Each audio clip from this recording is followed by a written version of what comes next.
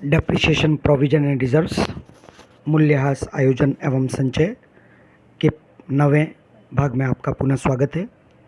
इसमें हम शेष रही मूल्यह्रास से संबंधित लेखांकन समस्याओं के बारे में बात करेंगे और इसी लेक्चर के एंड में आपको आपके ज्ञान की अभिवृद्धि के लिए, जानकारी के लिए कुछ असाइनमेंट क्वेश्चंस भी दिए हुए हैं जिनका आंसर इसी स्लाइड के अंत में दिया जाएगा।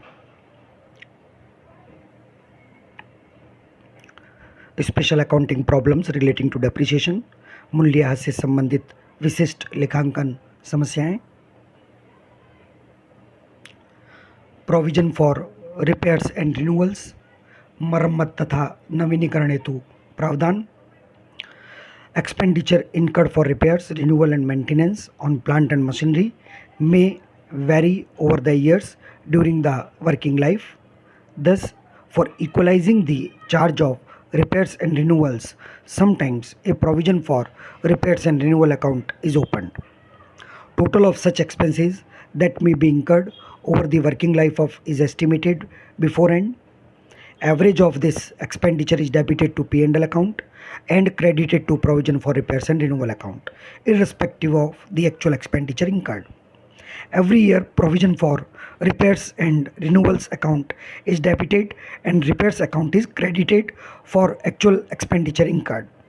The balance in provision for repairs and renewal account is carried forward, and in the end of or on sale of the asset, the account is closed by transfer to the asset account for the balance left. संयंत्र एवं मशीनों की मरम्मत, नवीनीकरण तथा अनुरक्षण के लिए किए गए व्ययों में कार्यशील जीवन के दौरान के वर्षों में अंतर आता रह सकता है।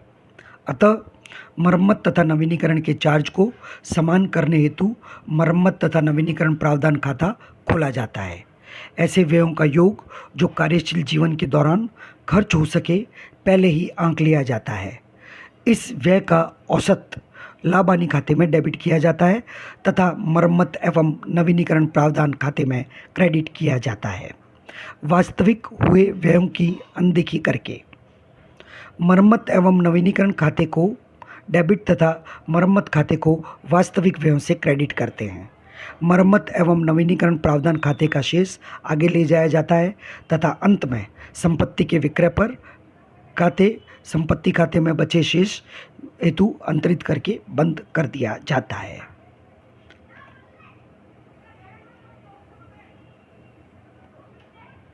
एक उदाहरण की सहायता से इसको समझने का प्रयास करते हैं। The following particulars are available from books of a public company having a large fleet of vehicles. एक बड़ी कंपनी के पुस्तकों से कुछ विवरण लिया गया है जिसके पास में बहुत सारे वाहनों का जखीरा है। Balance in provision for repairs and renewal account as on 31st March 2016। मरम्मत तथा नवीनीकरण खाते में मरम्मत तथा नवीनीकरण प्रावधान खाते में 31 मार्च 2016 को 11,50,000 रुपये का शेष है। Actual repairs charge incurred during the year ended 31 मार्च 2016 को समाप्त होने वाले वर्ष के लिए वास्तव में चार्ज की गई लगाई गई मरम्मत की राशि है 7,50,000 रुपये और 31 मार्च 2017 को यह 3,20,000 रुपये है। The company makes an annual provision of ₹4 lakh on repairs and renewal. Company प्रतिवर्ष 4 लाख रुपये का आयोजन करती है मरम्मत और नवीनीकरण हेतु। Drop the provision for repairs and renewal account for the year 2015-16 and 16-17। 2015-16 और 16-17 के लिए मरम्मत एवं नवीनीकरण आयोजन खाता बनाया जाना है। provision for repairs and renewal account. By balance brought down.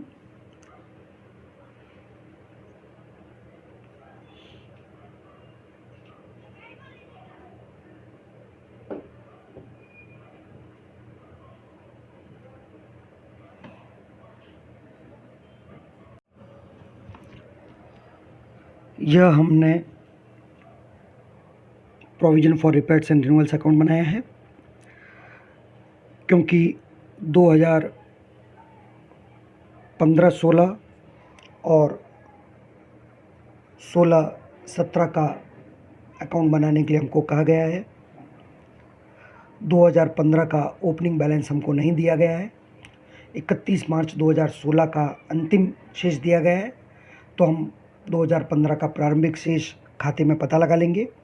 By balance brought down लिख दिया है 1 अप्रैल 2015 को, और ये खाली छोड़ देंगे जो बैलेंसिंग फिगर के रूप में हम प्राप्त करेंगे।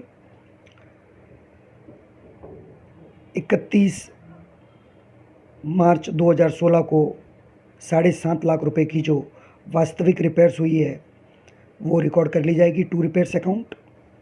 वर्ष के अंत का इसमें बैलेंस दिया गया है 11,50,000 रुपये, और इस वर्ष हम प्रतिवर्ष की तरह 4 लाख रुपए का आयोजन करेंगे बाई P&L अकाउंट।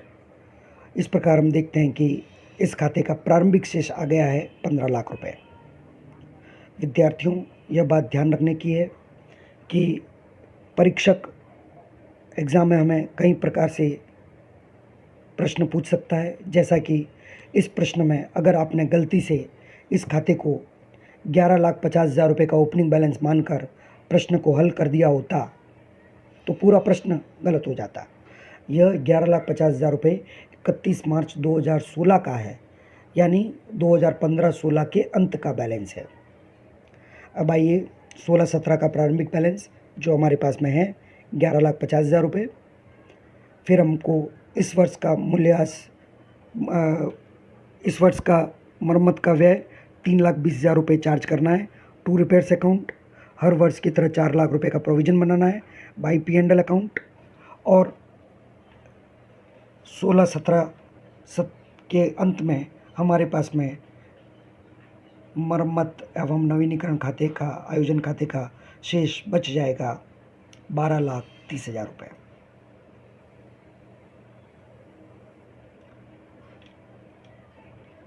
सभी विधियों का और मूल्यह्रास से संबंधित विशिष्ट प्रावधानों का अध्ययन करने के पश्चात अब हम अपने ज्ञान का परीक्षण करते हैं। आपके सामने असाइनमेंट्स के रूप में कुछ प्रश्न दिए जा रहे हैं। ये सभी बहुविकल्पीय प्रश्न यानी मल्टीपल चॉइस क्वेश्चंस हैं। Question number 1, original cost 12,60,000, salvage value nil, useful life 6 years, depreciation for the first year under sum of years digit method will be। मूल लागत 12,60,000 रुपये, अवशेष मूल्य 0, उपयोगी जीवन 6 वर्ष, हास वर्षों की संख्याओं के योग विधि के अंतर पर पहले वर्ष के लिए होगा 3,60,000, 1,20,000, 1,80,000। इस प्रश्न का आंसर आपको इस लेक्चर के एंड में मिलेगा। अभी आप इसका आंसर कैलकुलेट कीजिए और अपनी कॉपी या रजिस्टर में नोट कर लीजिए। Question number 2, the number of production of similar units expected to be obtained from the use of an asset by an enterprise is called। एक उपक्रम द्वारा किसी संपत्ति के उपयोग से प्राप्त होने के लिए संभावित उत्पादन इकाइयाँ ऐसी ही इकाइयों की संख्या कहलाती है। ए यूनिट लाइफ, यूनिट जीवन, इकाई जीवन, बी यूजफुल लाइफ, उपयोगी जीवन, सी प्रोडक्शन लाइफ, उत्पादन जीवन। आंसर आप नोट कर लीजिए।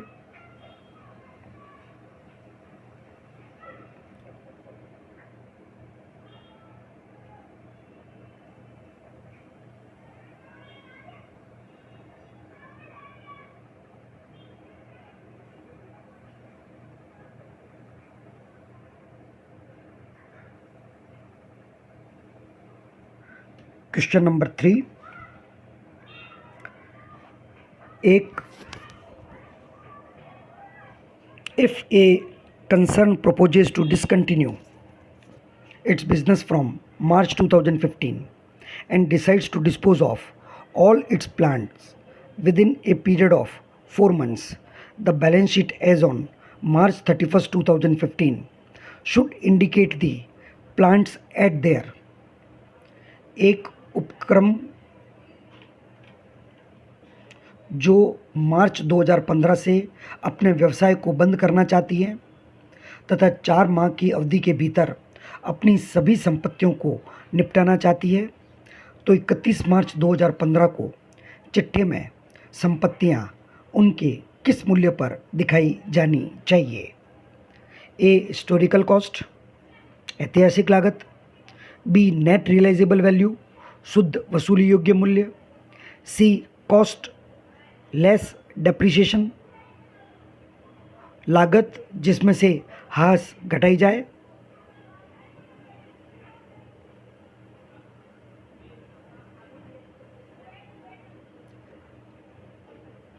ऐसा लगता है कि ये स्लाइड रिपीट हो गई है। 1, 2 और 3 तीनों क्वेश्चन एज इट इज आ गए हैं। Question number 4, obsolescence of A depreciable asset में बी कॉज्ड बाई। एक हासमान संपत्ति का अप्रचलन किसके द्वारा उत्पन्न हो सकता है? फर्स्ट, टेक्नोलॉजिकल चेंजेस, प्रौद्योगिकी परिवर्तन। Second, improvement in production method, उत्पादन विधि में सुधार। Third, change in market demand for the product और सर्विस आउटपुट, उत्पाद या सेवा उत्पादन के लिए बाजार की मांग में परिवर्तन। 4, लीगल और अदर रेस्ट्रिक्शंस, वैधानिक या अन्य बाधाएं। इन चारों में से ए, बी और सी हमें बताना है कि कौन सा कॉम्बिनेशन हमारे प्रश्न का उत्तर होगा। Only 1 above, B both 1 and 2 above, C all 1, 2, 3 and 4 above. केवल उपरोक्त फर्स्ट तथा सेकंड, उपरोक्त फर्स्ट, सेकंड, थर्ड और फोर्थ सभी। आंसर आप नोट कर लीजिए। Question number 5, in the case of downward revaluation of a plant which is for the first time revalued, the accounts to be debited is। किसी संयंत्र के नीचे की ओर पुनर्मूल्यांकन की दशा में जिसका पहली बार पुनर्मूल्यांकन किया जाता है, डेबिट किए जाने वाला खाता है। ए, प्लांट अकाउंट, संयंत्र। बी, रिवैल्यूएशन रिजर्व, पुनर्मूल्यांकन संचय। C, profit and loss account, लाभ हानि खाता। Question number 6, the portion of the acquisition cost of the tangible assets yet to be allocated is known as. मूर्त संपत्ति की अभिप्राप्ति लागत का लाभ जो अभी प्रभावित किया जाना है के रूप में जाना जाता है। A, return on value. B, accumulated value. C, realisable value, अपलिखित मूल्य, संचित मूल्य, वसूली योग्य मूल्य। Question number 7, the main objective of providing depreciation is to. हास लगाने का मुख्य उद्देश्य है। ए, क्रिएट सीक्रेट रिजर्व, गुप्त संचय का निर्माण करना। B, reduce the book value of assets, संपत्तियों के पुस्तक के मूल्य को कम करना। C, allocate cost of the asset, संपत्ति की लागत का प्रभारण।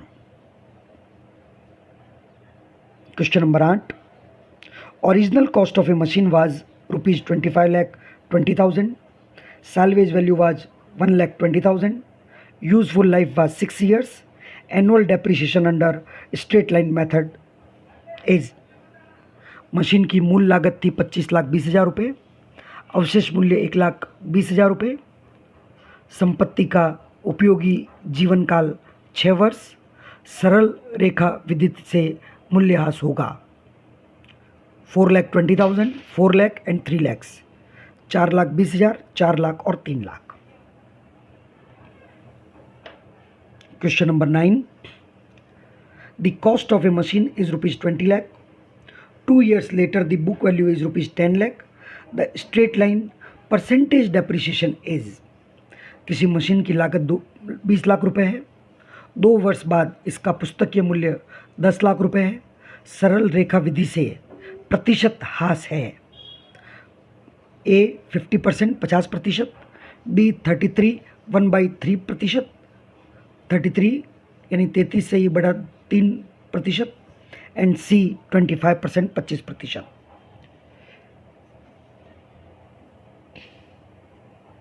क्वेश्चन नंबर 10, मूल लागत original cost ₹13 lakh, salvage value ₹40,000, अवशेष मूल्य 40,000 रुपये, यूजफुल लाइफ 6 years, उपयोगी जीवन काल 6 वर्ष, depreciation for the first year under sum of years digit method will be, वर्षों के अंकों के योग की विधि से पहले वर्ष का ह्रास होगा 60,000, 1,20,000, 36,000, 60,000, 1,20,000, 3,60,000। Question number 11, which of the following assets does not depreciate, निम्नलिखित में से कौन सी संपत्ति पर ह्रास नहीं लगता? ए मशीनरी तथा उपकरण, machinery and equipment, B patents, C land यानी भूमि। Question number 12, a company purchased a machinery on April 1, 2010 for ₹15 lakhs. It is estimated that the machinery will be having a useful life of 5 years, after which it will have no salvage value. एक company ने एक machinery 1 अप्रैल 2010 को 15 लाख रुपए में खरीदी। ऐसा अनुमान है कि मशीनरी का उपयोगी जीवन 5 वर्ष होगा और उसके पश्चात इसका कोई भी अवशेष मूल्य नहीं होगा। The depreciation charge during the year 2014-15 will be, 2014-15 वर्ष के दौरान लगाया जाने वाला मूल्यह्रास होगा A 5 lakh, 5 lakh, B 3 lakhs and C 4 lakhs। Question number 13, यदि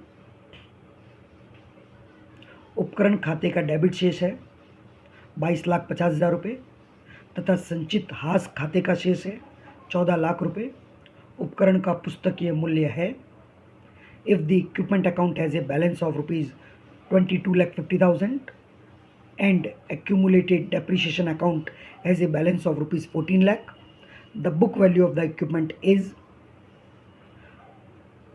36,50,000, A 36,50,000, B 8,50,000, 8,50,000, C 14 lakhs, 14 lakh. आइए अब इन सभी प्रश्नों के हम उत्तर देखते हैं।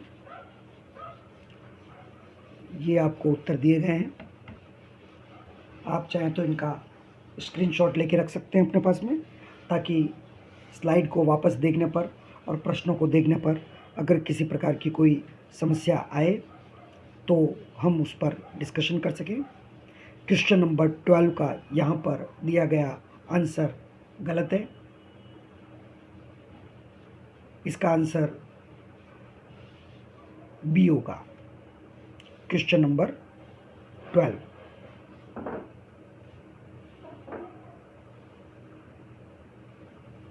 जबकि यहाँ गलती से मिसप्रिंट हो गया है सी।